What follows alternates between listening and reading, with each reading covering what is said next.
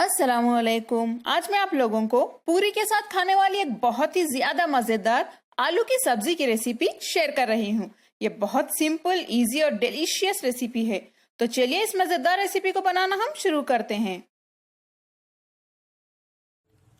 आलू की सब्जी बनाने के लिए सबसे पहले पैन में हम थोड़ा सा तेल गरम कर लेते हैं। करीब 1 टेबलस्पून तेल ले लें।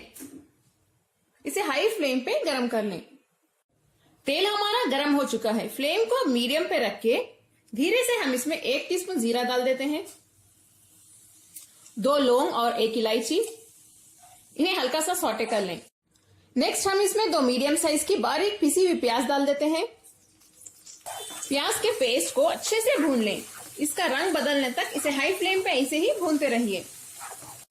प्याज का रंग बदल गया है और इसकी कच्ची बू भी चली गई है। नेक्स्ट हम इसमें 1 टीस्पून अदरक लहसुन का पेस्ट डाल देते हैं। इसे भी अच्छे से भून लें। अदरक लहसुन की कच्ची बू भी चली गई है। नेक्स्ट हम इसमें कटे हुए 2 हरी मिर्च डाल देते हैं। इसे भी हल्का सा भून लें। हरी मिर्च को हल्का सा भूनने के बाद हम इसमें 4 मीडियम साइज के पिसे हुए टमाटर डाल देते हैं। फ्लेम को हाई पे रखिए और टमाटर के पेस्ट को अच्छे से भून लें। इनकी कच्ची बू जाने तक ऐसे ही भूनते रहिए। टमाटर के पेस्ट को देखिए मैंने अच्छे से भून लिया है। इसकी कच्ची बू चली गई है। फ्लेम को लो पे रख के नेक्स्ट हम इसमें 1 टीस्पून लाल मिर्च पाउडर डाल देते हैं, थोड़ा सा नमक, हल्दी आधा टीस्पून, 1 टीस्पून धनिया पाउडर, थोड़ा सा पानी डाल के इन्हें भून लेते हैं। मीडियम फ्लेम पे भूनिए वरना मसाले जल सकते हैं। अगर आपको लगे कि मसाले जल रहे हैं तो आप और थोड़ा सा एक्स्ट्रा पानी डाल के भून सकते हैं।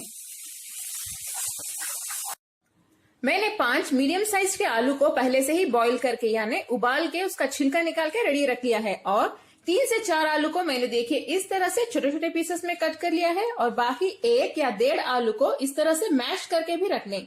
इस तरह से मैश करके डालने से जो पोटैटो की ग्रेवी है यानी आलू की सब्जी की करी है वो बहुत ही ज्यादा मजेदार बनेगी। उबले हुए आलू हम इसमें डाल देते हैं।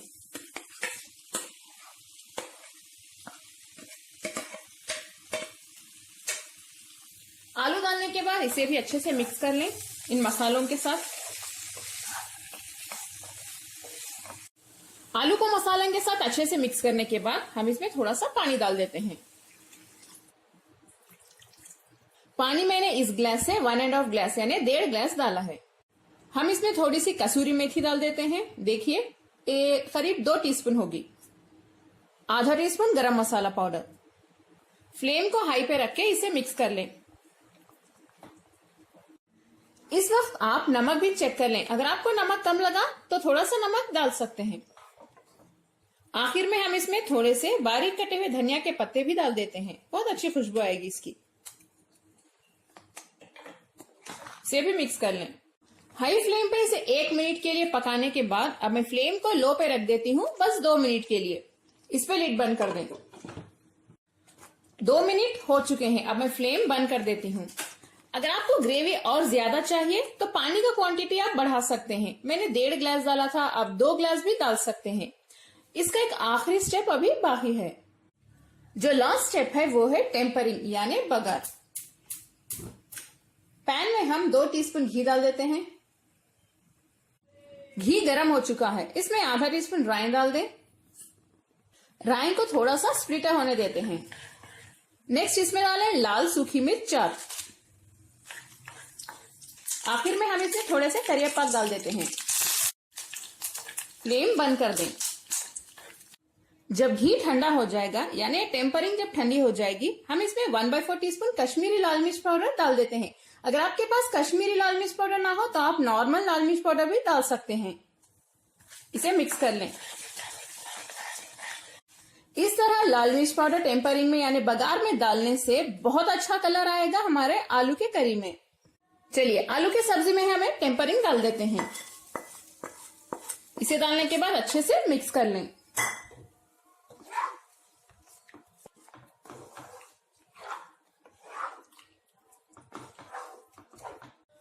हमारी मजेदार आलू की सब्जी जो आप पूरी के साथ खा सकते हैं या रोटी, परोटा, फुल्का किसी के भी साथ खा सकते हैं। बहुत ही ज्यादा मजा आएगा आपको।